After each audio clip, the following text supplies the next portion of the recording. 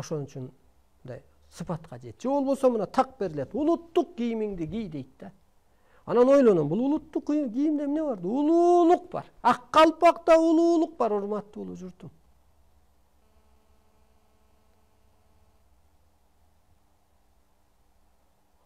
Мисалы, коронаны ким кийет?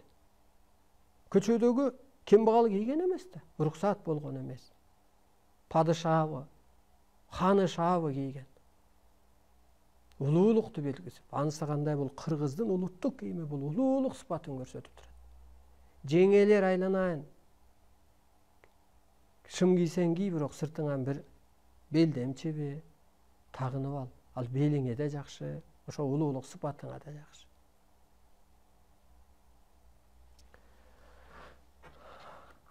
Мына жаның арбай экен. Таның деле ошону эле аткарганы келиптир. Анан биз бияка кетип калыппыз. Кайра кызматыңа өт, мына оозуң улуулукту сүйлөсүн. Сен улуу болсоң, улуу рыска. Улуу күчтөр жөн эле договор буларчы. Сен улуулуктун кызматын кылсаң, сага ошондой шарт түзүп берет. Пул деле болот, дук деле болот. Баягы кыргыздын жакшы сөзү бар. Өлбөгөн адам алтын аяктан суу ичиптир деп. Азыр өлбөстүк үчүн аракет кыл. Анатомияңды асырасаң, анан сен астрологиянын ролун аткарасың. Өлүп калсаң эч пайда жок. Анан кайра аалам сенин жаның экен бил да, сен жаныңа сыйынба, суранба. Сен аткарсаң, алар коштоп колдоп берет. Ошондуктан эми адаштың кайт.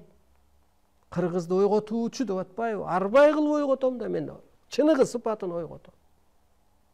Ойгонсоң анан ишке түшөсүң бердең менен. Анысы кандай ошо ойготуучу деген ошол. Өз ордуна коюучу арстан алай дейт да кыргыз. Өз ордуна коет, өз тактысына коет. Кыргызды дүйнөгө таанытат, касиетин таанытат. Бул жөн эле калып мактабайт, чындыкта эле табияттын ээси кыргыз да. Эмнеге дегенде табиятты жаратып, Кудай ийгиз кылып, жылдыздын сырын бекитип, жылдыз кыргыз деп ат койду. Демек, жылдыз астрологический прогнозду кыргыз жаратып атат, жасап атат. Жылдызга чагылышып дүйнөгө тийип атат десек болот. Табияттын ээси, ааламдын ээси. Гармонияда жашап атат, ааламдык байланыш. Ошого карап анан иштеп атат да. Аалам минтип айтты деп аткарганда эле анан гармонияда болуп атат. Баягы президент минтип айтты деп аткарсаң, экөөң гармонияда болосуң. Табык илимиңерди алгыла. Бул Кудайдын талабы.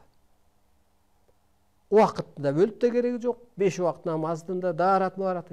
Жөн эле баратып эле аткарып кете бересиң. Ойду тоодо эле. Кутулуп кеткиле. Кызматың аткарсаң кутуласың го мисалга.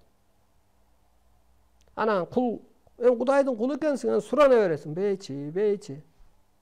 Ханга деле келип алып эле, кулу кызмат кылбай эле сурана берсе, башына алып арай дебейби? Сабабайбы? Жасалабайбы?